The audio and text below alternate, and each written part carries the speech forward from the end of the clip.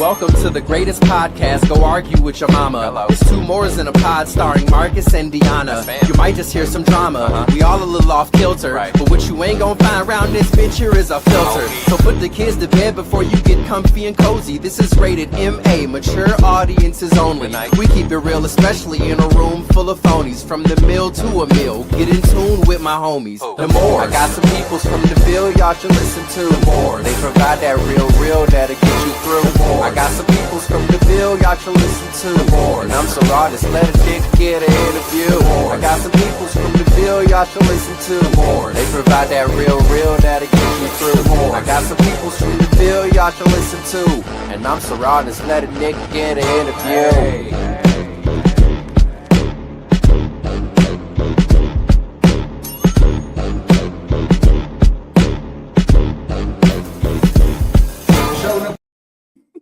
Hey, we back. Hey, What's up, baby? what's going on? Man, it is pre-Friday. Yes, oh my God, I'm so glad. Man, listen, I'm so sick of this shit at work, you know what I'm saying? But they pay the bills. That's how I buy you things. Yeah. Yeah. Keep you Same. happy.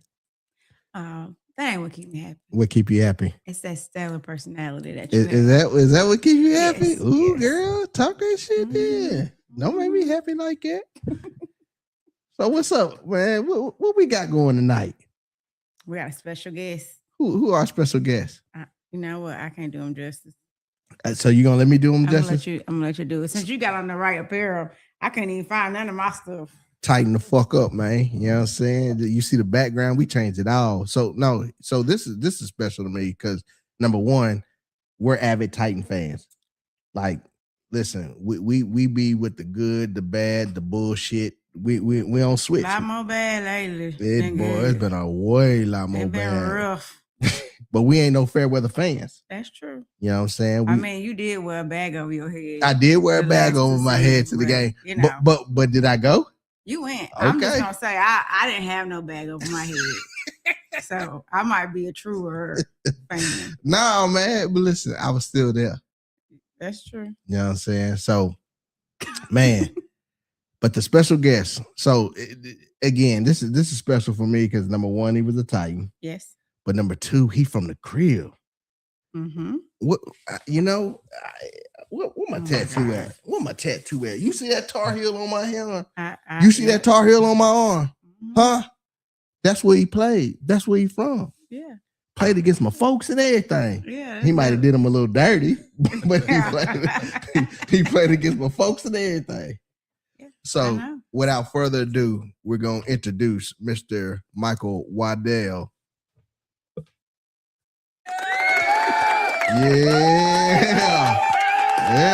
Yeah. Welcome to the show, Michael. How you doing today, sir? I'm good. Appreciate you having me. Man, we appreciate you for being here, man. It's big. I think he the first Titan on the show, ain't he? Yeah. Yeah. I mean, unless you want to include yourself, because people always never mind. Man. Yes, he's the first Titan. He's the I always first think Titan. he play. Man, Yeah. people be asking him all the time. He play for the Titans. I be like, Yeah. come on now. They racist. It's- Come on. whenever they see a black dude in a Corvette, you got to play for the Titans. Yeah. It can't be that I got a 9-to-5 or my wife rich. It's because I play for the Titans. You know what I'm saying? I'm gonna tell you, it's just like me. When I was out in Cali, I got a lot of people like, "Yo, you got to be into the Wayans." My cousins. Oh shit. That's wild. So introduce yourself, man. Who is you, man? What you do, man? Talk to us. Who is you, man? Man, Michael Waddell. Most people know me by my nickname Rabbit. North Carolina. Yes, sir. Retired professional football player. Thank the Most High for giving me that opportunity. Other than that, I'm just stay at home dad now. Yeah. And ain't nothing wrong with that. Being a stay-at-home dad. Okay. Yeah. Cut that shit off. Sorry. We live. I know. Gave me a notification. I was just seeing what was. Oh, okay, My cool. bad. My Look bad. on the screen. There go your notification right there. I said my bad. Oh, okay. I'm sorry, baby. Don't hit me. or don't headbutt me. You know, she headbutt me the other day, Mike. It was not the other Also, day. Mike and Tina stuff. Man, she just bam. If that happened, I'm just walking out. It ain't gonna happen. Nah, we done locked the door. Not I on don't know if you can camera. get out, but I don't know. I don't want no witnesses. all right, so cool. So, as he stated, Michael Waddell, professional football player for my favorite team, the Tennessee, or excuse me, our favorite team, the Tennessee Titans. So, we're gonna load you up with a lot of questions tonight, and you know, saying hopefully we can shed some light on aspiring student athletes. I think that I don't think they understand how tough it is to make it to the pros and the work that you got to put in. And so hopefully we can shed some light on that tonight. Sound like a plan, wife? Yeah. You want to ask the first question, or what you want to do? I mean, I really, the first question I want to ask is who gave you the nickname Rabbit? How you earn that?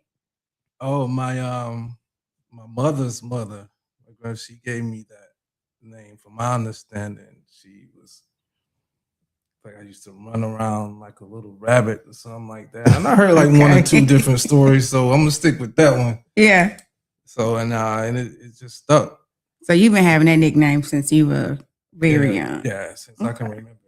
Yeah. Okay. I assume they came from the football field. Yeah, you know me what too. I'm That's saying? where I. It was way before then. Way before then. That meant you were fast. When you came out the womb fast, she seen something in you. Yeah. Running from an ass whooping.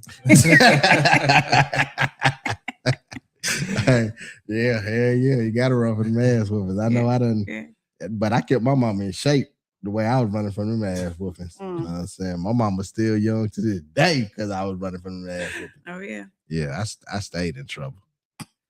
I did. I can believe it. I've heard enough. I've heard enough. Yeah, I was bad. I ain't gonna lie. Mm-hmm. So Mike, talk to us about like your high school career, man. What started to get you the notoriety and all of the looks and visuals that made you, you know, get that chance to go to college? If I was to say, man, it started. Fortunately, it started really early. In the Pop Warner League, when I was growing up, Pop Warner Little League football was a big thing. Like after the Richmond games, if anybody from North Carolina know about Raider football, they understand how big Friday nights were. And then that Saturday morning, we had the little Pop Warner Leagues, which was a big thing as well. So I got my buzz at an early age, and it just continued to grow. And once I got to Richmond, and you know, it was the talent that we had. Like really, it wasn't just me that brought shine on myself. It was the other teammates and whatnot. And you know, it just grew. It never stopped. Got you. So you feel that there is some goodness in playing on a good team. You think that kind of gave you a maybe a leg up playing on a good team that had other talent there. So, you know, it kind of made you shine a little bit more, or had scouts and stuff there because you had other good players as well. Most definitely. It's once again, for the people in North Carolina, I'm pretty sure they know Richmond County, the talent level, like our third and fourth string could pretty much start on, you know, the next best high school team. Yeah. So in order to start, I mean, you have to play. You really have to grind and get it. So yeah, that being amongst all that talent, you know, it kept you on your game. Hell yeah. Iron sharpens iron for sure. Correct. Yeah. You got a question, baby? Yeah. Was it always football? Have you always wanted to do football, or was that something that the more you played, the love for it grew, and then opportunity presented itself? Well, in my era growing up, you know how people say that we outside. Mm-hmm. In our era, we was outside, like literally meaning. Yeah, we outside is, you stand in the house, you got picked at. You can come outside. Yeah. And in the midst of that, we always played pickup football, basketball, baseball. So it was just something naturally in us. It was just something we did to entertain ourselves. Okay. Yeah. Somebody, Murray Princess said you ran more than me. That's your sister. Oh, that's my sister? Yes. Oh, shit. Don't be telling my business on this one. You know what I'm saying? She over here snitching and shit. Murray Princess. That's Charity. Oh, Murray. She did go to Murray, didn't she? Yes. Oh, shit. My bad. Wow. Well, See, that's why I had to. yeah. See. Well, whatever. Shit happened. So, no, that's dope. Talk to us about the work ethic. Like, why were you different from the others that, that was in high school that maybe not have made it to that next level? Like, why were you different? What did you do different? You know what? I had a father, man, that was, I would have to give all that to him, because I didn't see it when I was younger. I didn't see it. I was like, I can't stand my dad, man. He was my worst enemy. He kept me humble. So he pretty much trained me and coached me throughout my younger years, all up to about, I think, junior high. Yeah. So he trained me, and I mean, he like literally bust my ass when, for instance, like you know me and the stories of me playing football. Yeah. But behind that is that I had a work ethic that my dad instilled in me that it was unmatched. Yeah. And then getting to high school, our high school coaches, like it was like military stuff we was out there doing. I'm to the extent that when I got to Carolina, the workouts they was doing, it was easy. It was nothing. It was nothing compared to what I was doing in high school. Yeah. So having talent like that, and then the work ethic of it's like delusional what we was doing. Yeah. I think he said something that probably resonates. A present Black father. Yeah. That's powerful. Yeah. I like people take this approach of like some people don't want to like be on their kids too much about sports, but then there's always this consistent, somebody has to be there to keep pushing, and that, kudos to your dad. Yeah, my dad. And it just wasn't sports, it was grades too. Yeah, so he was on you. Oh man, listen, I was playing basketball, LB Junior High. Report cards had came out. I failed art. I can draw, but my friends, they used to hide my art, my drawing, my work, so it would never get turned in, and I would end up getting a bad grade. We had a basketball game that day, and we was getting ready to start. My dad came through the door, fresh off work, lint in his hair, and he just did it like this off the court. The coach was like, I knew what that meant. That was like, shit, you better go on over there. there. Hey, I gotta go. Went home. I mean, this was a game. Yeah. He took me off the court. Wow. Yeah. So I had that type of dad, man. So, and like I said, back then I didn't understand it. I was like, I can't stand my dad, stupid. But when I got older, I understood. I thanked them for it. Yeah. That's solid right there. And he touched on something that I was gonna ask about too, like balancing the grades but hell, he kind of answered that. Yeah. Like So motherfucker, he ain't play about them grades ain't right your ass. You gonna get one of these. Yeah, that's all he had to do. Because my pops didn't play. He didn't really have to say anything. He gave you that look. He gave me that look, and I pretty much knew what it was. Yeah. And he was kind of like a father figure to the rest of my crew that I hung with growing up. So yeah, my pops, man, I appreciate him. I appreciate him for that. Love that. That's powerful. LaDonna Thornton said, "That's my kind of dad." Yeah. Tamara Jernigan, what's up, Tam? Killer Tam. She said, "We appreciate it when we get older," and we do. Because you get wise. Once you get to experience life and you go back and look, and you're like, "Well, now it makes sense." Yeah, it does. Yeah. It lets you know life is a process. It's a growing process. When Yeah. you're young, you think you know stuff, and you really don't. Yeah, facts. Yeah. Yeah, LaDonna says again, hate me now, thank me later. That's honestly, that's about as true as you're gonna get. Yeah. Cause I'll tell you, my mom and dad, boy, like, well, you know, my dad always been. Yeah. He always been with you can the thank shit. him for your sense of humor. He funny. But my mama was the disciplinary, and she ain't play no games at all. And you know, where me and my mama used to butt heads crazy when I was a kid. Now it's like, you know how I am about my mama. I'm saying, so I mean that's just what it is. So talk to me a little bit more about the grades portion.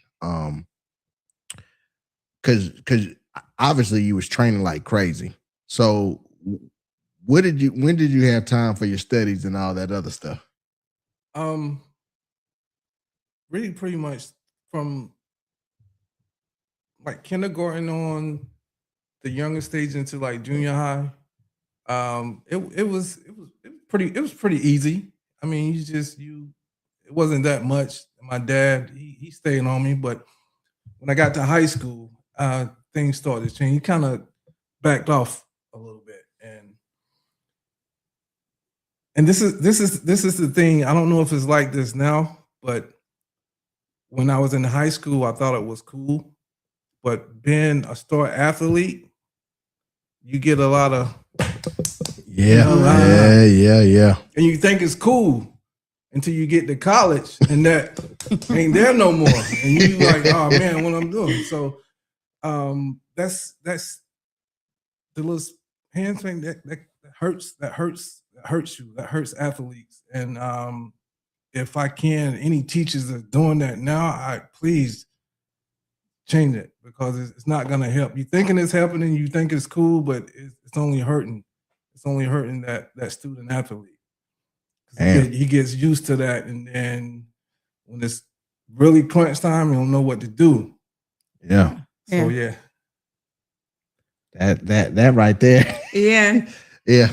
Because you see it, like the special talents, they ain't gotta do no homework in high school. Yeah, that was me. To be honest with you, I was like, how am I gonna answer this question? I didn't do no homework at all. Like my last year, my senior year, I missed like 36 days in school. Damn. Wow. And they ain't give a damn. Yeah, most of them was, awards that I traveled. Was blessed to go to Hawaii for a parade, All-American. Wow. In high school? That was in high school. Wow. Yeah. So. Yeah, I probably wouldn't been doing no homework either. Yeah, Excuse me, do you know who I am? Get this out my face. It was like that. And anybody know, if anybody's familiar with Richmond County, they know that back then it's football. That's all it was football. I mean, they state championship game, churches closed, business closed. That's how big we are in football. Wow. Man. That's wild. Yeah. So, like, when did you know? Like, at what point in your life, after playing football from being young, very young to up through college, when did you know, okay, I can go pro? When did it click for you? You know what? To be honest with you, I never even thought about Really? playing. But you always have your yes men, your guys you growing up with. They gonna say, "Oh, yeah, you gonna go pro? You gonna go?" Yeah. But my dad, I had sense enough to know. Well, let me break it down. In college, I didn't perform like people expected, or I should have. In regards, if you look into my high school career, that I was ranked like in the nation as a top DB, kick returner, and all that. And when I got to college, I really didn't perform like that. Okay. And but yet you still had your yes men. It's like, oh, you man, you gonna go to pro, you gonna go to pro. And I was like, nah, like, man, I'm not even doing nothing. I don't even have an interception. Whatever you mean. But I knew I could run. That was the only, the positive thing that I really had, that I knew if anything, somebody would draft me because I can run. But I was telling Marcus earlier that people don't know that I was about to quit football in college. So yeah, I really didn't have that mindset of thinking like I'm gonna make it to the league. Okay. Wow. What kept you from quitting?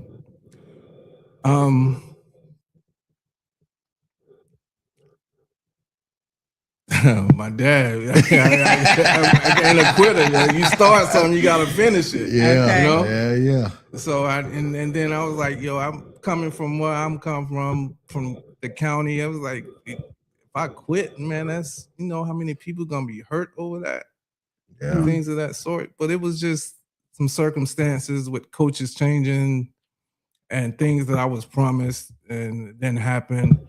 And I kind of felt sorry for myself and all this bull crap. But I mean, things worked out and I ended up getting drafted. So Yeah. that was a blessing still.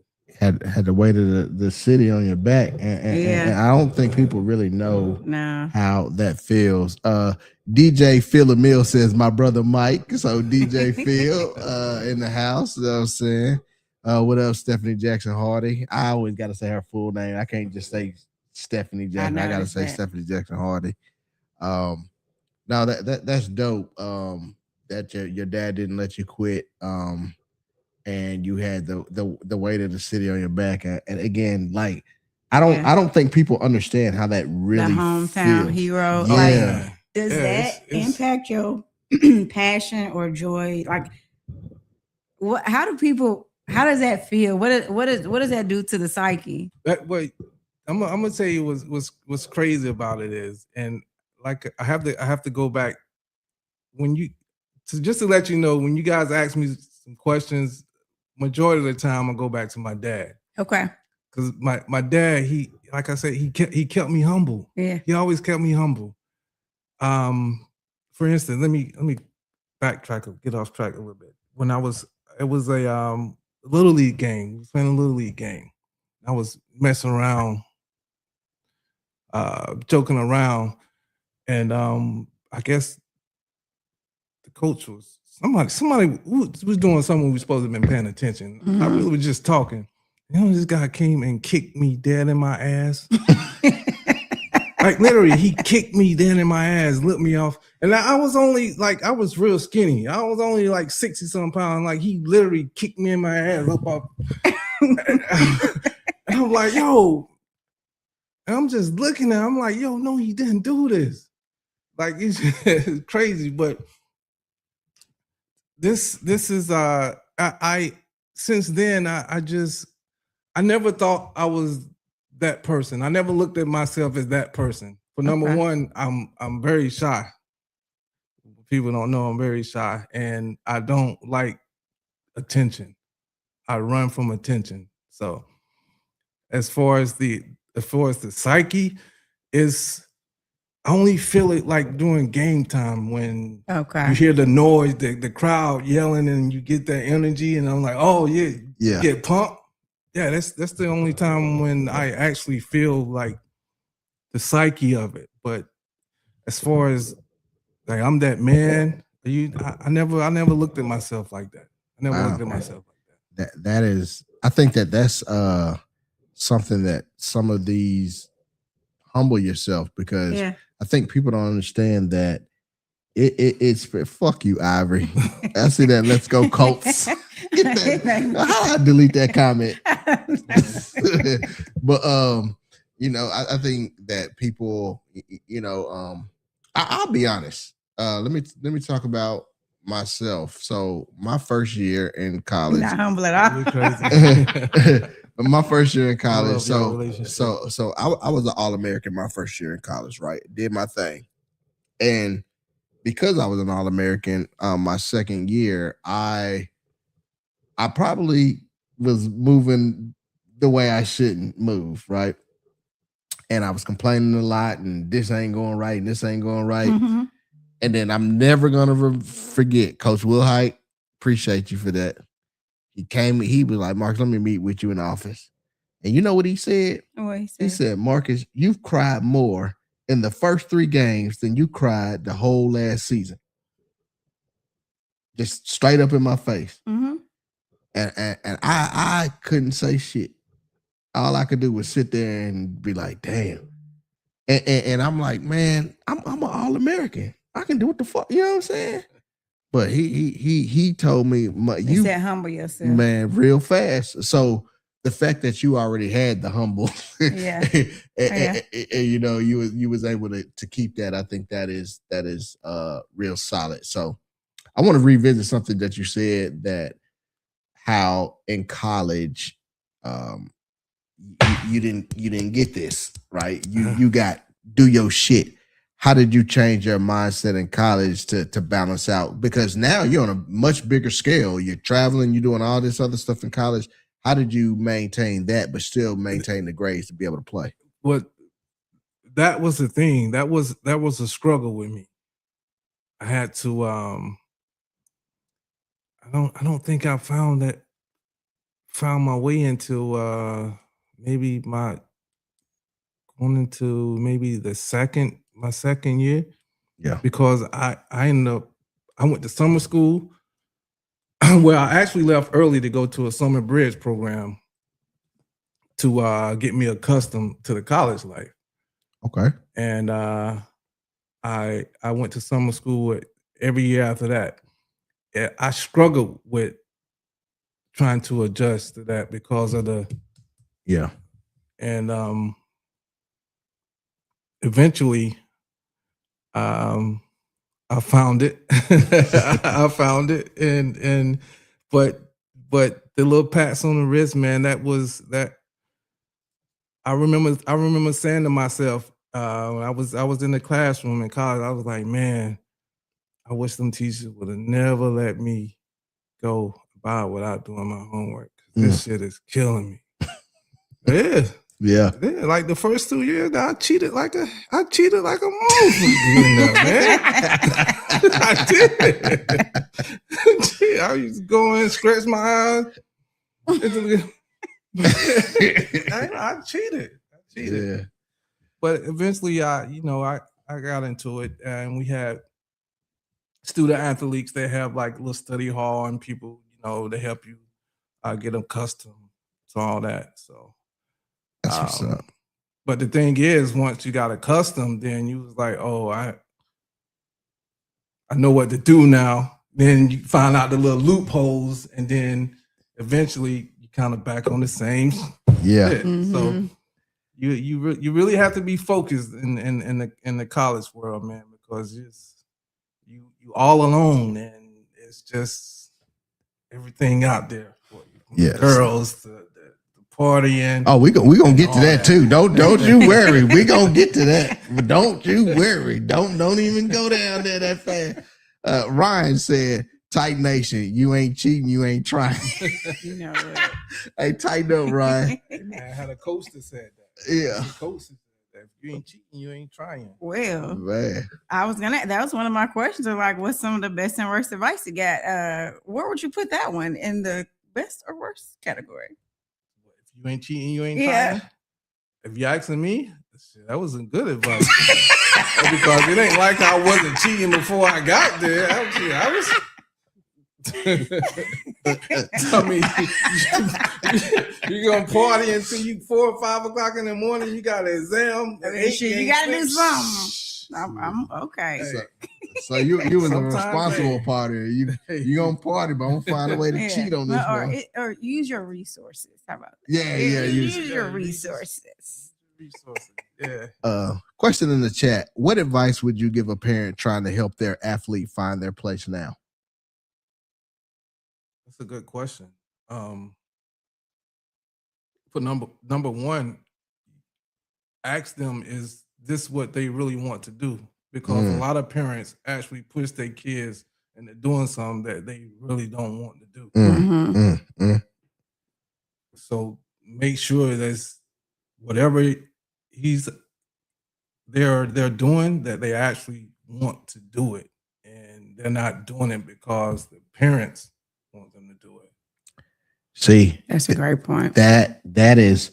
So I'm gonna tell you, it's that fine balance, because you want to push your kids, especially when you was an athlete. Like, you naturally want to push your kids because you was an athlete and you want them to kind of follow in behind your footsteps.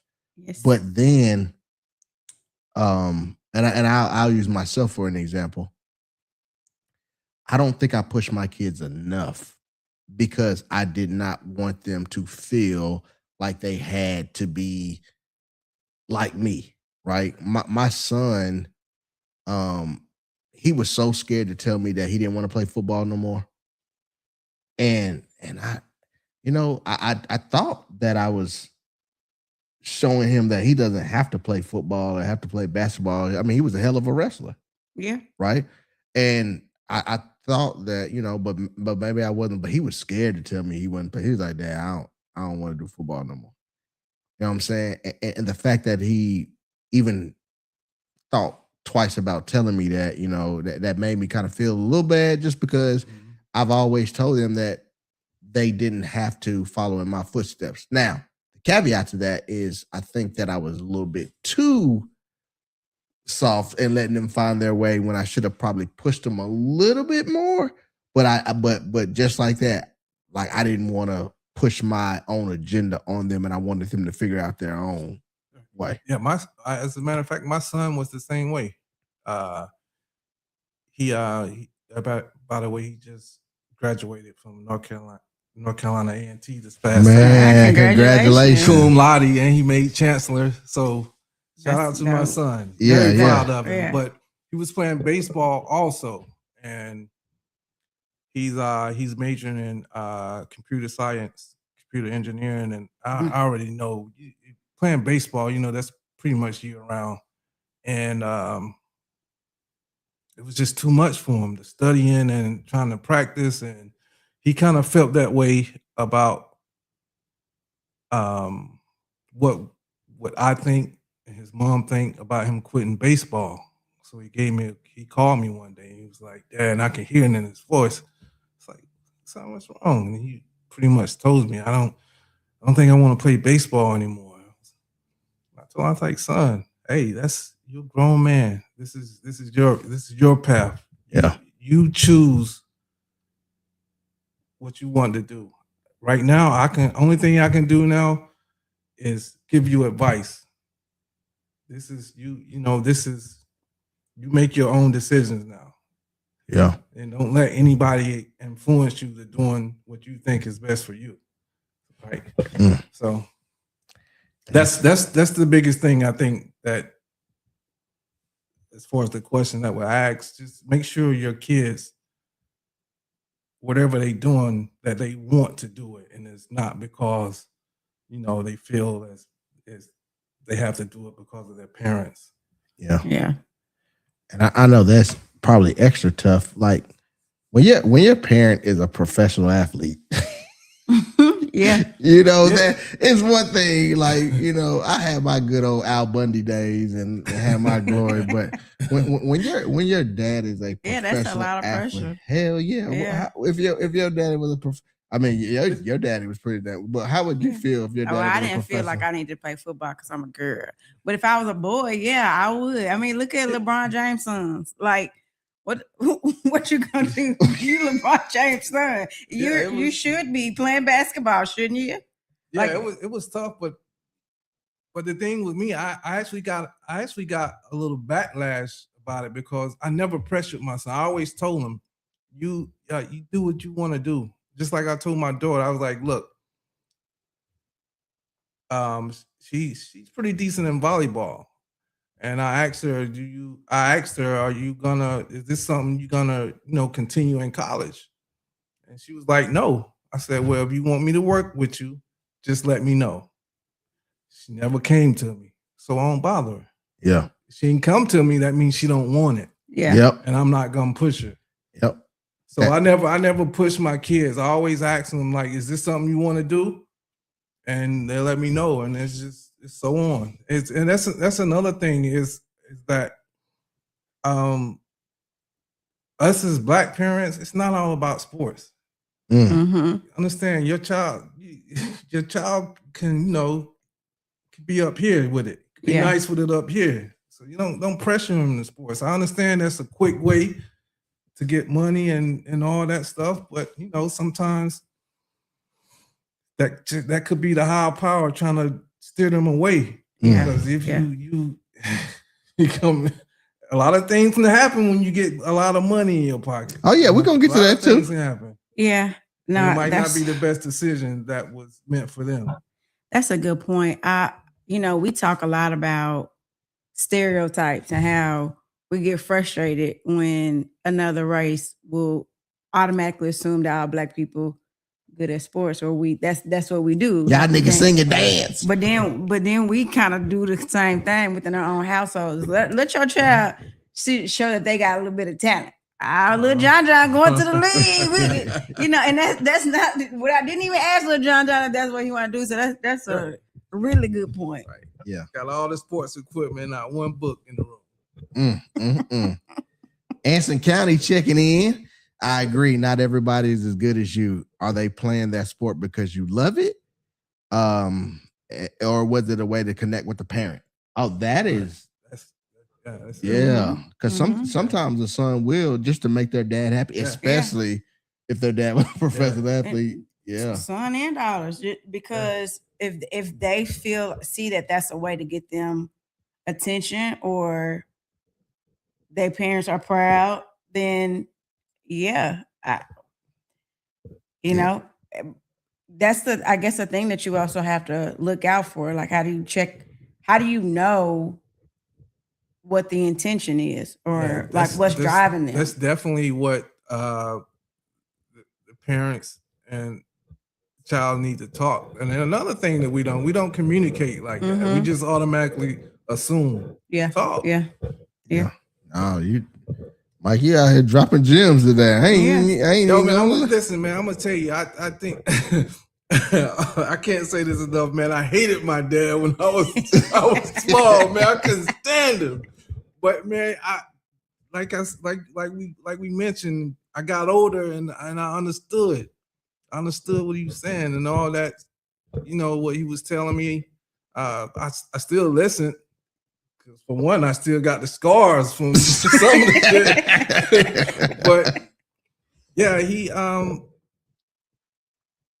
he made me realize. He made me realize a lot, man, and a lot of that knowledge came from him. Yeah, that's solid. So that's. Look at Langston said, "Shit, my son 2.5 years old with a personal trainer." he going straight to the league after daycare. Yo, he like that little kid. I'm the daddy. I'm grown. Right.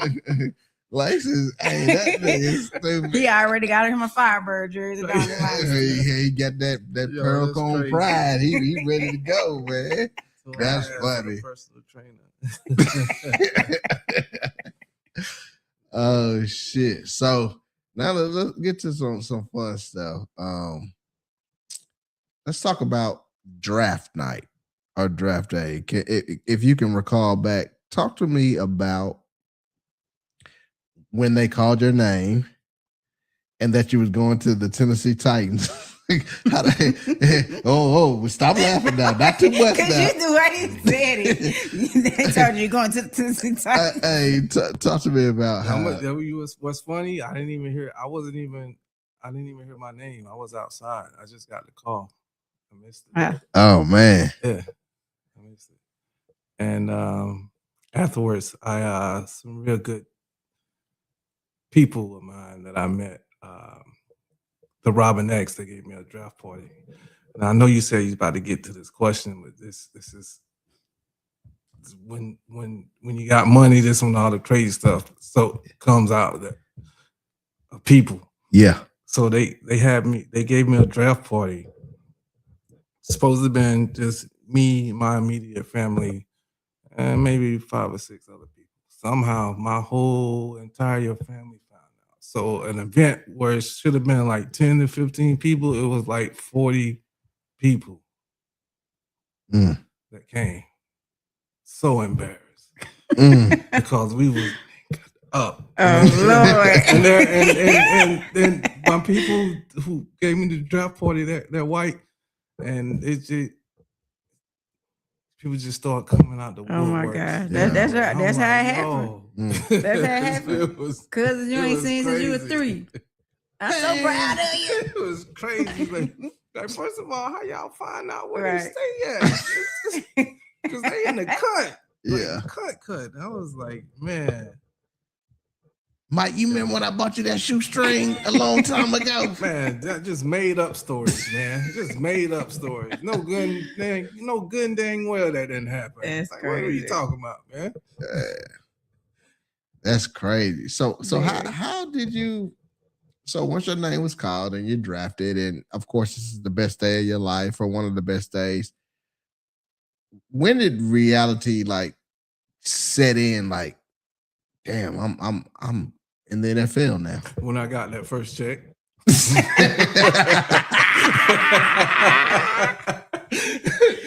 And it was right there. I slept with it. That's real. I slept with it. I'm dead serious. Because coming where I'm from, man, there ain't no money like that. Yeah. It's like, yo. But that was my welcome to the NFL.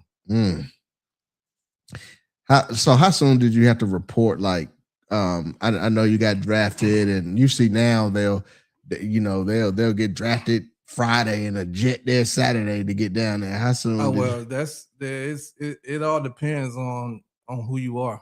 Yeah. So like those first round draft picks and all, they on a whole different schedule than everybody else. Yeah. Mm-hmm. But I think it's maybe like a month, a little less than a month. Nice. You out there. I don't know how. I mean, I've been out of league for a long time now, so I don't know if it's still the same. But it was a little less than a month, couple weeks. Yeah. And then you had to be in Tennessee, and you're still in Tennessee. Still in Tennessee. Okay. I actually like Tennessee. I do too. It wasn't not too fast, not too slow, and it kind of reminded me of home. So okay, people was cool. So it's like, yeah, and to be honest, I definitely wasn't going back to the county. You know how it is back home. Hey. Nothing out there. She's been enough times. Nothing out there. The first time I brought her to North Carolina, I think that might have been the first time she seen a chicken coop. She ain't. Yeah, you in the country. Yeah, like some of the houses didn't have like their water was still like out back. Like it's to this day it's still houses like that. That I wasn't ready. And my family's from Pulaski, Tennessee. I thought that was country. No, Wadesboro, North Carolina is country.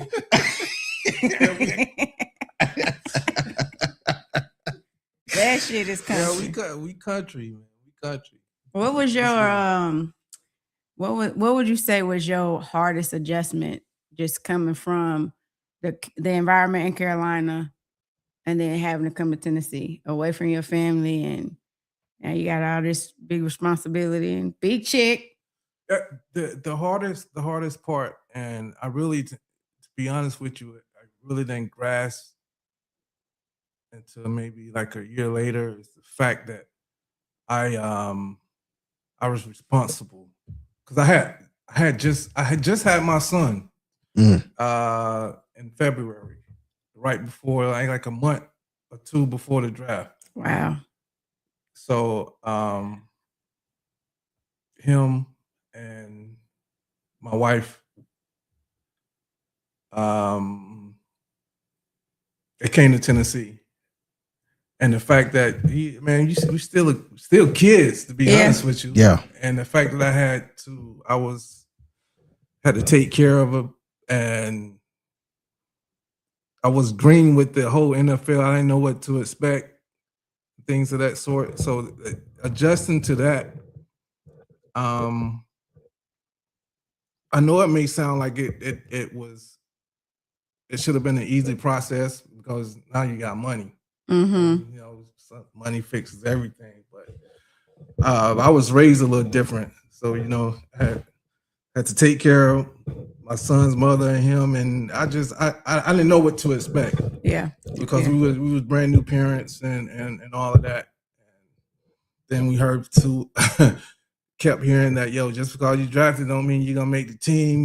It's not guaranteed. So all this stuff is going through your head. So that was to me, that was the adjustment that I struggled with because I didn't want to fail and do the failing because I didn't have a plan B. I didn't know what else to do. I like this got to work. This has to work. Mm-hmm. That's deep. That's deep as hell. Talk to me about when that coach called you in and said you made the 53-man roster.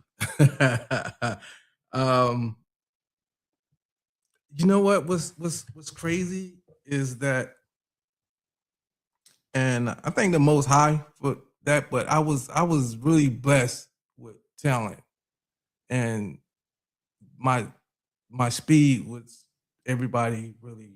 That's what they know me by.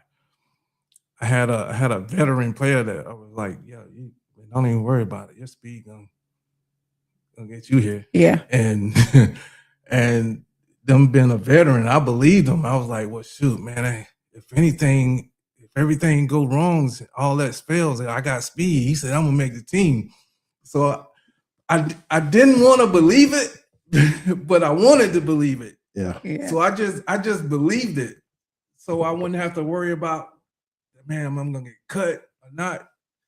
So that's how that went. That's solid right there. And then when I seen that I made it, man, it was just pressure just released. Yeah. Yeah. And I was like, here we go. What's next? Showtime. Showtime. Speaking of making it to the league, Ivory says, what is your in-game welcome to the league moment? My in-game welcome to the league moment. Oh, he trying to find out who laid you on your ass. Yeah, that's what Ivory wanted to know. He tried to figure. No. You know what? I'm not trying to brag, but my awareness was on 1,000 because I was real skinny. I was real skinny. My awareness was on point. I'm not gonna do it, and plus I was fast. What was it?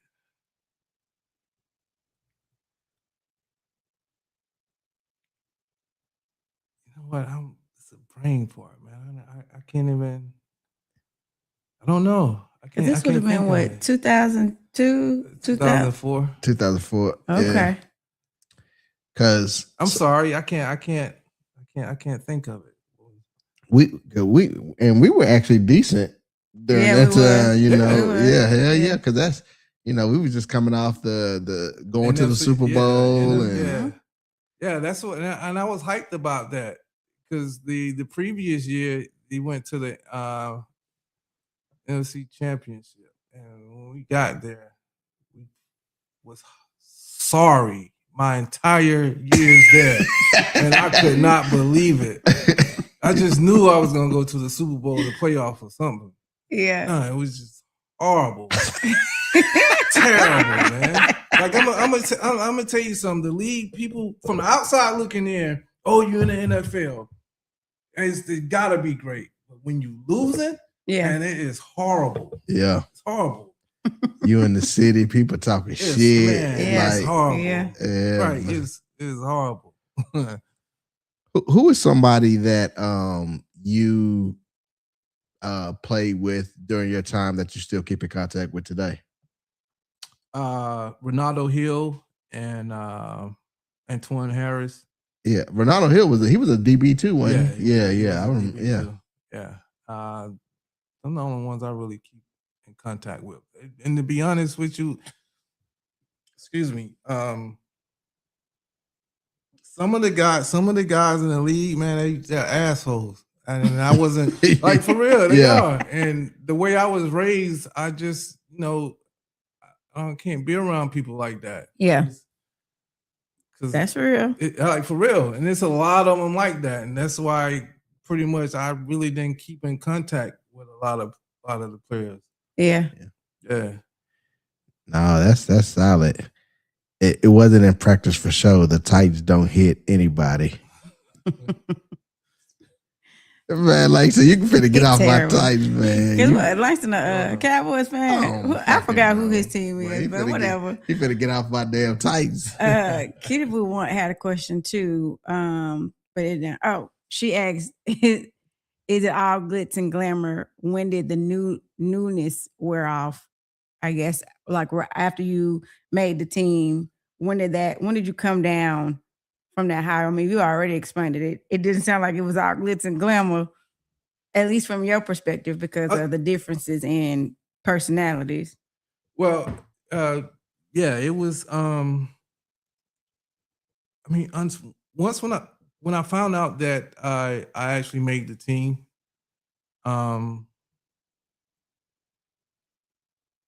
and pretty much gotten familiar with the city and some of the people, then I kind of I got more comfortable and relaxed with things. So yeah, I think that's when I found out I made the team and started getting a little comfortable around the city. So was it like I made the team? Cool. Now it's time to work, or was it like you already had that mindset that I'm ready to work? Now it's like it's surreal. I'm always been ready to work. It's the fact that, oh man, I made the teams. I made the team. Because that's you have to understand. You have to be there to understand and see how the stress that the players are under. Yeah. And it's time to start chopping that roster down. It's crazy. It's like some people that know should I made the team, don't even make it, and then you looking like, oh, I'm next. Damn, they cut him. Right. Yeah. So that it's very nerve wracking, man. The business part of it, everybody see. Now that's the thing that the outside world, they don't understand, and they don't understand why some of these players hold out like they do, because they don't see the business part of it. The business part of it is crucial. The business part of it is they don't give a about you, really. They don't. If you're not a first round draft pick, they really don't give a about you. And unless you know, nothing's guaranteed in football. Nothing's guaranteed. Yeah. The business part of it is crucial. For instance, let me give you a story. Me and Ronaldo, it was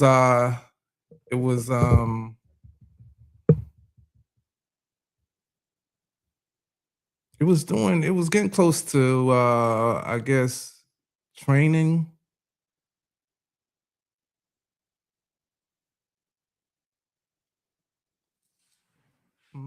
No, you know what? It was Mac. It was his contract was ending. Yeah. And me and Ronaldo, we had just finished working out. And we was getting ready to walk out. And we seen Mac. And by Mac, I mean Steve went there. He was getting ready to walk into the walking to the practice facility, and security stopped him. And Mac was like, "Yo, what's going on?" He said, "I can't let you in the I can't let you in the building." Oh man, He I was remember like, seeing "What?" that on the Remember that, news. yeah. I remember seeing that on the He was news. like, "What?" And he was like, "Yeah, because the contract dispute." He said, "You're gonna have to leave, or we're gonna have to call the cops." And me and Ronaldo looked at each other. Like, this like, Steve McNair. This Mac. You And crazy. we both like, damn, they do Mac like that. You wonder what they do with us. With our ass. Yeah. Like that shit really scared us. It was like, Damn. man, for them to do him like that, the franchise quarterback. Yo, it was like, yo, this business is cutthroat, that man. shit cutthroat. That would have Cutthroat. been my deciding factor right there, and I would have known I wasn't staying in Tennessee. Nah, that was not, but that's like that everywhere. That's Yeah. That's crazy. the business of it. And then we was like, shit, man, meetings 10 minutes early in there. On your best behavior. Damn, That's crazy. Steve. So They you did Mac witnessed like that thing. Yeah, with well, Steve. witnessed that. Witnessed it. I thought it was playing. We thought it was like playing a joke Mm. on them or something. But You it was probably dead thought that at serious. first too. It was dead Wow. serious. It was like, man, and locked the door on him. Damn. That's I was like, yeah. yo, that's crazy. Yeah, I definitely remember seeing that on Yeah. the news though. Yep. That's crazy. It was crazy, man. Man, fuck. I'm going home, sleep on $1 million bed, losing don't hurt that much. Marcus, we would lose and go home and barely pay bills. Yeah, That's true. no, hey, man. So let's get to some of the fun stuff. First game, NFL. Can you remember it? You got the jitters. Yeah, man. Yo, listen, first game. So nervous I couldn't breathe. Like I couldn't even run. I had to have somebody. I was like, I can't remember who it was, but I told one of my teammates, just catch me off guard and just tackle me, hit me. That's how I was just so nervous and dude, like I couldn't even breathe. I couldn't even run. Wow. So what I did for about maybe 5 or 6 games, I just had a teammate. It was like, yo, just catch me off the guard and just tackle me to try to get me. At least it was just it was unreal. Yeah. 70,000 people. Yeah. And you Man, just it's have to- crazy. You hear all that and you just it's the electrifying, man. It's crazy. Crazy. What about your first punt return? Oh man, we talking about that. Man, that's what you were talking earlier. When I told you throughout my whole career, I never got injured until I got in the league. Then when I got in the league, I forgot how to catch punts and everything, from breaking a national punt return record in high school and leading the NCAA and kickoff returns. I get to the league and just shit my pants. I can't even catch the ball now. Mm. Horrible. Mm. Terrible. Do you chalk that up to nerves, or do you think there's something that the staff could have done differently to like better prepare you? Like, what's training camp like? Like, do we prepare you at all? Oh yeah, it was. That's the thing. And You ain't never been in no training camp. I watched it. Talking to Michael. No, that's the thing though. And training camp and practice, catching them with one hand, all doing everything. Are you showing that? Get in the game, but it was nerves. I was really nervous, really nervous. Okay. And I just, from being one of the dangerous punt returners to a laughing joke now, it's going to becoming a laughing joke now. It was crazy. Yeah. I never bounced back off that. Yeah. And they kept you around, so I don't think it might have been as bad as you making it, but I know the standard that you were used to, because I know you played some DB as well. No, it wasn't that bad. It's just with the punt return thing, because I was known. That's what got me known. Dangerous kick returner. Yeah. You gotta catch the ball before you can do anything. I couldn't catch it. Can't catch it to save my life. Hey, it's some grown men running 120 miles. Let me tell you something. They'll make a name on special teams. Trying to gauge. Hey. I'm getting your ass out. You just needed a visor. That's all. Yeah. So, talk to us about what you did. What was your first big purchase once you knew you had a little bit of money? Man, you know what? This is what I always told myself when if I ever get some money, I want a big bed and I want a Mercedes, and that was my purchase: a big bed and a Mercedes. Nice. Okay. That's not too bad. That's not too bad. Well, besides my house, I mean, because the house is kind of like automatic. Yeah, you're gonna get a house. You need somewhere to live. Like a little toy. That was a big bed and a Mercedes. That was my gift to myself. Okay. That's dope. Somebody want to know what was your favorite stadium to play in? That kid, yeah.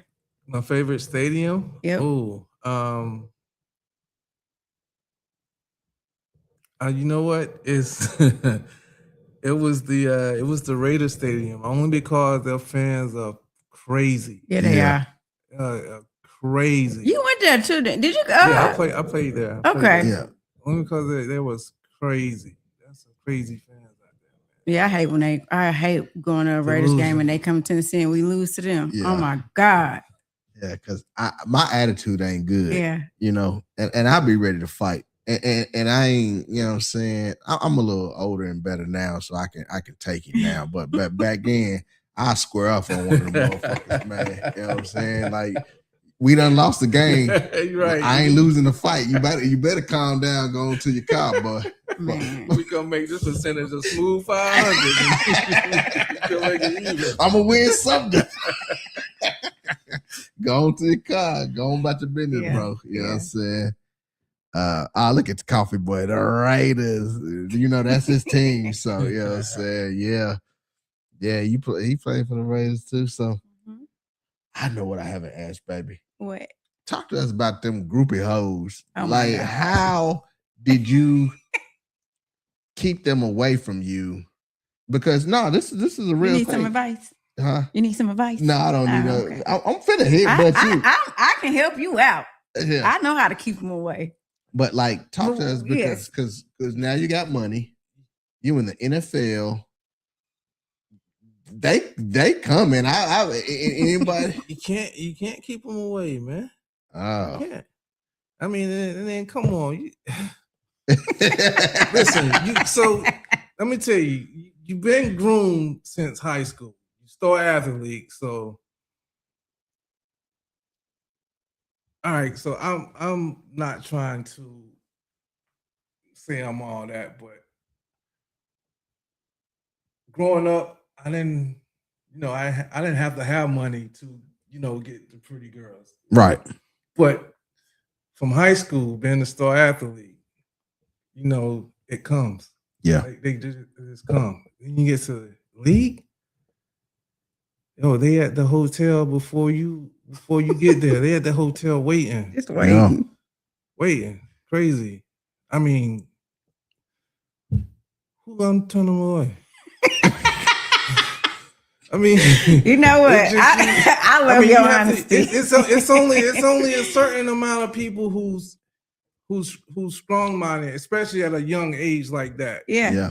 Now the veterans, ones that's been there for long, they used to it, but 21, pocket full of money, you ain't never seen them like this before. You're like, who gonna tell them away? That's real. It's crazy. That ain't the answer that I was expecting, and I love the honesty.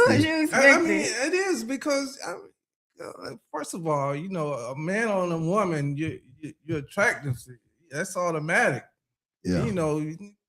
Guys' hormones off the radar around that time and age, and then you got money. Is one attempt to say no. Oh, I can change that no.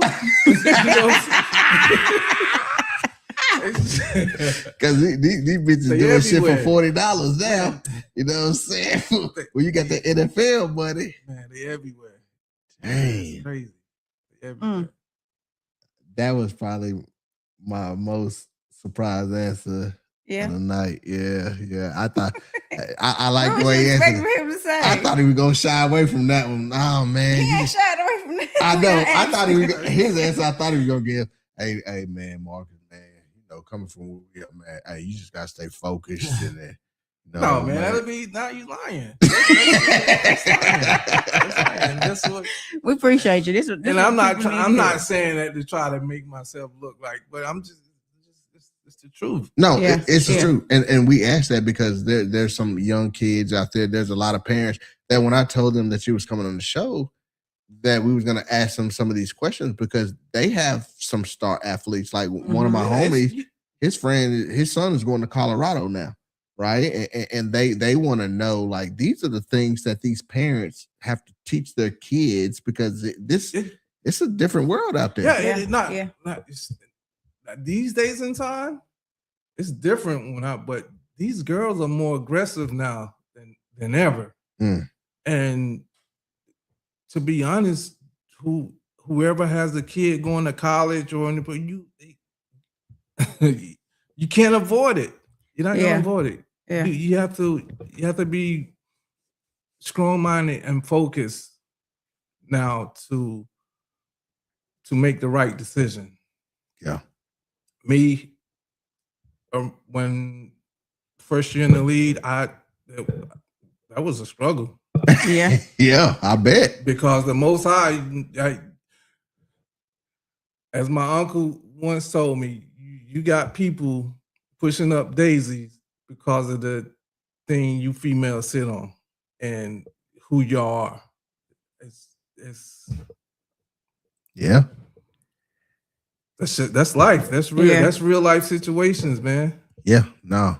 As a matter of fact, there's a question in there. Did any encounters turn ugly? Did you have any stalkers?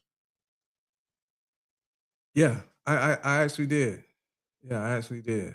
But luckily it was in another state. So she didn't live in Tennessee, but she lived in another state that traveled to a game where we was in another state, and I actually had to I had to tell my coach. But it can get crazy like that. It can get crazy like that because a lot of them pose as fans, and people, they do crazy things especially when it comes to money. Yeah, And if they think they can convince you to, yeah. And that is woo, that life. I mean, that's real. That's real life stuff. It gets crazy. That's why you have to be mindful of who you hang out with, where you go, and things of that sort. Your choices has to be really on a professional level and a focused level because that stuff, the partying, the fun, the feel good, it's out there. Yeah. I mean, it's right there. You don't gotta go looking for it. It's right there. That's another nugget because we often have this debate on the show, like women who trap an athlete, but then the athlete also could have had responsibility. Like you got to protect yourself. So when you say being mindful about where you go, who you hang out with, another part of it is if you're going dip and dab, you got to make sure you're protecting yourself. Yeah, but that's the thing. That's why when I hear about females trapping athletes, that's 50-50. That's more the athlete. Heard it here, that's guys. more the athlete fault than exactly the females because you made a conscious decision to go in that thing raw and not pull out. Yeah. Like, for every action, there's a reaction. But I mean, the consequences. That's every choice you make. That's the consequence. Absolutely. That The life is all Absolutely. about the choices you make, and these guys be making some bad decisions, Just stupid. some bad, stupid Yeah. decisions, Yeah. man. Yep. And they're the ones, as you are a professional athlete, you have more to lose than Yes. her. Yes. So you should definitely hold yourself to a higher standard. Not saying that she ain't nobody, but you should hold yourself to a higher standard because, man, like, and I'm always thinking like, I got money. How did you know that your wife needed to be your wife? Because when you're in the NFL, it's like, Yeah, does you she got like me choices. for me? Does she like me for my money? And like my wife said, you got Well, choices. You know what? This comes with what I said about life is about choices. I ended up getting her pregnant. We were still in college. And my dad always told me to be accountable and hold yourself accountable for the choices that you make in life. And by me getting her pregnant, I was raised that I had to take care of that responsibility. I didn't look out on, oh, she said she was on this and that. I looked at self, because at the end of the day, I made that conscious decision to go in there and not pull out things. Excuse me for the raw content, but that's And all they're I know. used to it. They're used to it. This is light compared to what Yeah, but You're being very respectful. You're doing good. it was a choice I made. So and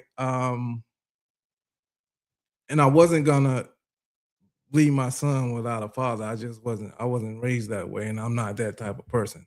Mm. So I ended up moving her in with me, and that's how we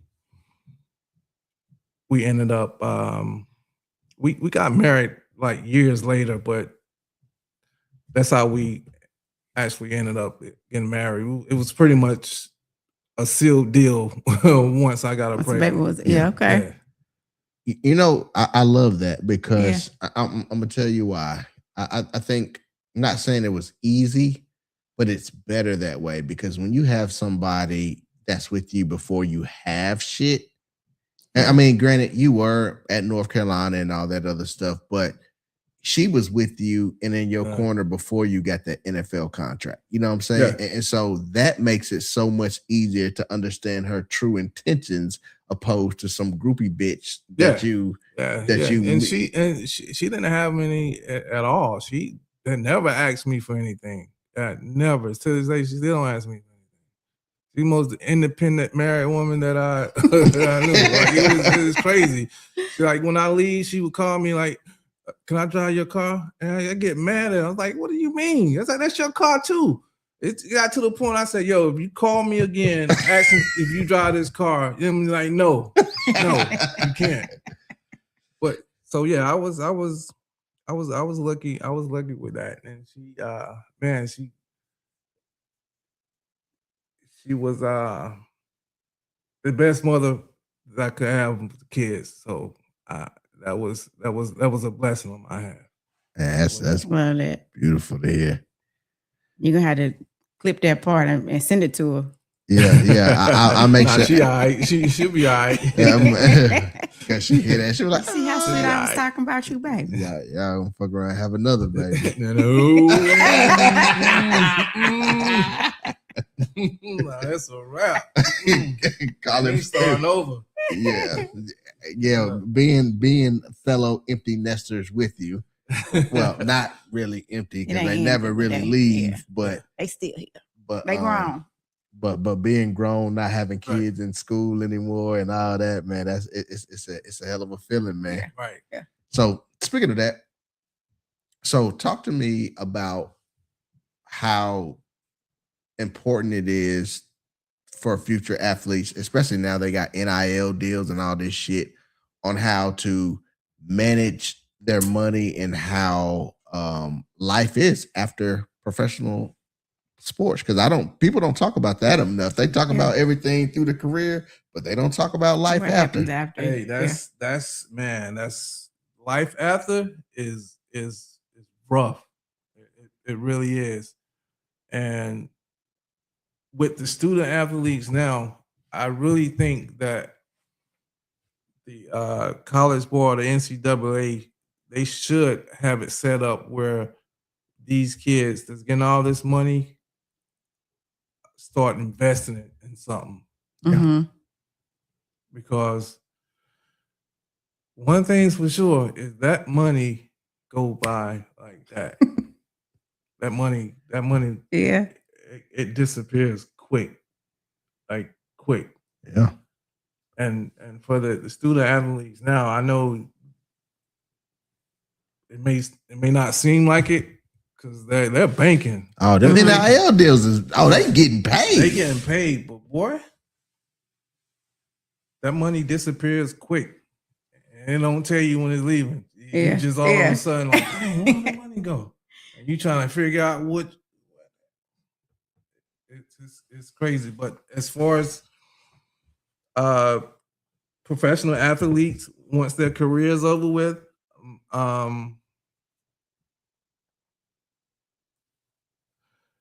this is a thing that, especially with the black athletes, because I don't care what people say, the systematic racism, that stuff still plays a part in our life today. We are still affected by it.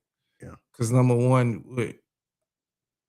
we're not used to investments or handling our money.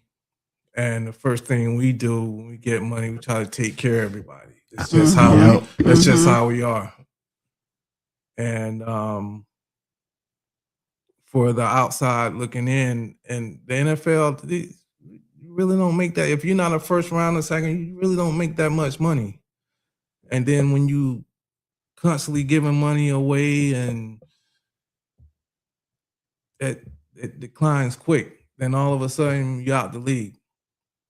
No plan B.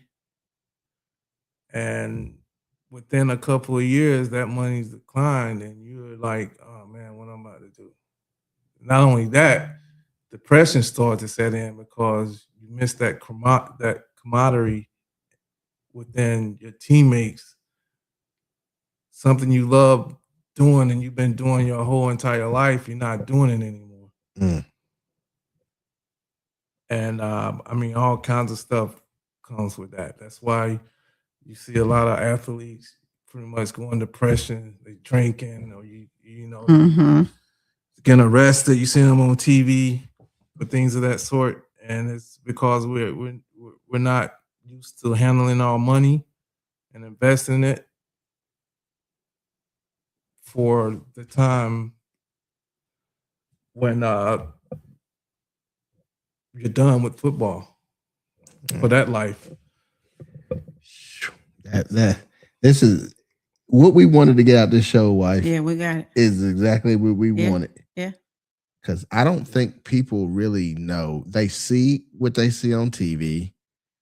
They see, like they don't really know. People don't talk about this side of it.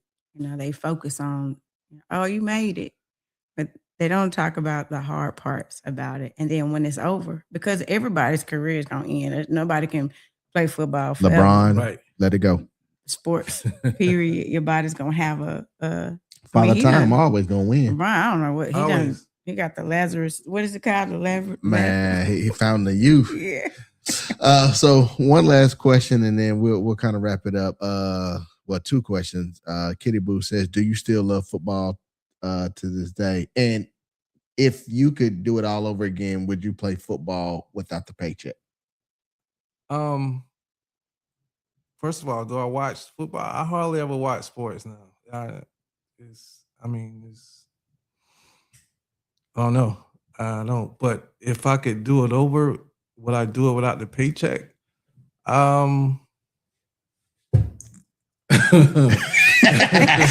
It's dangerous to be out there with. I did it without the paycheck for a long time, from youth all the way up to college. Yeah. You know? But if you're speaking in terms as far as the NFL, no, I don't think anybody would do it without the check, because it's a business now, and that business changes the whole game and the outlook of how you even look at the sport that you love. Mm. And it's the business part of it is just no, you're gonna have to pay me. And Yeah. that's why Yeah. you see a lot of the players holding out. And people be like, oh, what are you holding out for? You already got in. It's the business ass part of it. You don't see that. You like for instance, a lot of contracts, the players have incentives, meaning if you get a certain amount of yards, you get a pretty nice bonus check. But what you guys don't see is a player could be like maybe 2 yards or 3 catches or a touchdown from that incentive, and they sit them down and don't play him Wow. no more, or until the season and you don't get it. And that happens It's a money all the game, time. again. It happens all the time. Now I know for sure sports betting is rigged. Oh man. Oh yeah, sports rigged. Yeah, that's Oh, yeah. crazy. Yeah, they're rigged. Yeah. But yeah, that's why you see a lot of the players holding out, because number one, they shitting them on their incentives and don't want to pay them. Yeah. They on that bullshit, man. Man. Yeah. People don't understand. No. They and I know there was a lot of great times and all that. So wife, what you learn tonight? Because I ain't gonna lie. actually have one more question. Oh, okay. Well, Can I- my bad. Yeah. Okay. You, hey, As we wrap up, girl, just you like the co-host. You do what you want. if you just span back over your life, what would be advice that you would give? Not even just, it doesn't have to be for an athlete, just in general. What do you wish you knew or somebody would have told you as you were growing up? Oh, you know what? That's that's hard for me to say, because again, my dad, Yeah. he made sure that, for instance, that type of question that you just asked me, that it would make me, it'll be hard for me to answer, Mm-hmm. because he put me on a path, and he showed me the rights and wrongs and the things to do, so I won't have any regrets. That's going fair. back. Wow. That's fair. What would you say then is the most memorable advice that your dad gave you? Life is about choices. That's Okay. I got that speech. My whole entire, me and my siblings got that speech our whole entire life. Life is about choices. Be careful how you choose, or what you do, the choices that you make in life. You can, and it's crazy to say this, how crazy life is. You can make some good choices and you can get some bad decisions. You can make some bad decisions and get good choices. That's just how life is. So It is. that's Thank you for deep, sharing that with us. man. So, wife, what you learned to tonight from what you think, being a professional athlete in the NFL or just any professional athlete, what you learned? One, that it's not all glitz and glamour. most definitely not. Two, and I think this is probably for any field that you're in, invest your money early. Don't just go spend it, because you just never know, what could happen. Anything could happen. Sports aside, I would say the presence of a good father, the impact of, having somebody just be there for you. Can I interrupt you with that? Yeah. I'm gonna tell you how important that is, especially with the Black community. Mm-hmm. That it's a conspiracy to keep the Black man out the household. That's how important that is. Like, Yeah. me myself, I can look back and I can see how how important it is to have a father in my life, because all my friends that I grew up with, someone was even more talented than I am, still home in the same spot we were when we grew up. And I know for sure if they had a dad in their life like I had, it would be different. So dads, black men, please, I don't care how bad it is, man, love your kids and stick by your kids. I love that. And these days in time, we need to step up more than anything. Man, hey, when I tell you, so this is when you have a professional athlete, right? The gems that he's dropping, right? That it's different because you've experienced some shit and you done been through some shit. So you know what I'm saying? What the hell is who is TDD? I don't know. Who is that? Good advice is follow up on friends who text y'all asses. I don't know who that is. Well, I ain't got no text, so it must be about you. Well, but somebody I'm not gonna answer the damn somebody, text in the show. Ira wants to know if you got any of them phone numbers. To be honest with you, yes, I do. Well, we finna, we finna get the hell off this. Cut that part out. Well, with that being said and done, man, I thank y'all for saying it. Appreciate all the comments. We fuck with y'all. It's time to. One very, very, very, very, very, very last question. Even though I know you ain't watching sports, what them Titans gonna do this year? Oh man, hey, I don't. He look disgusted. I don't know, man. You know, man, you was talking about that earlier. Cam got to get some help, man. Yeah, Cam got to get some help. I don't think this 1 year gonna do it. We're gonna need a couple more years, but who knows? Any given Sunday. Any given Sunday. And that's what we're going to end it up with. We out this bitch. And if you got some free sweet tickets for the Eagles game, alumni tickets, let me get them motherfuckers. We out.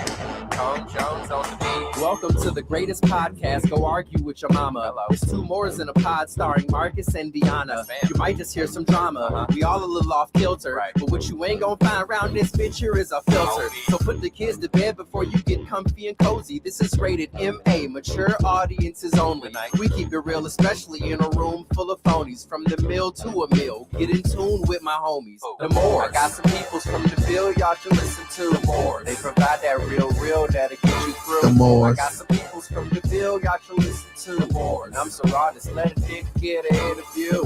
I got some peoples from the bill y'all should listen to. The more they provide that real that'll get you through. I got some peoples from the bill y'all should listen to. And I'm so honest, let a nigga get ahead of you. We'll see y'all Monday. Join us for our Ignis show tonight with a little more sis. But join us when we talk about eating ass and licking around we the ain't circuit. talking about that no more. Oh, we ain't? Nah. Oh, okay. We ain't talking about eating ass. It's gonna come up. It is. I We out this. Let's go get some chicken.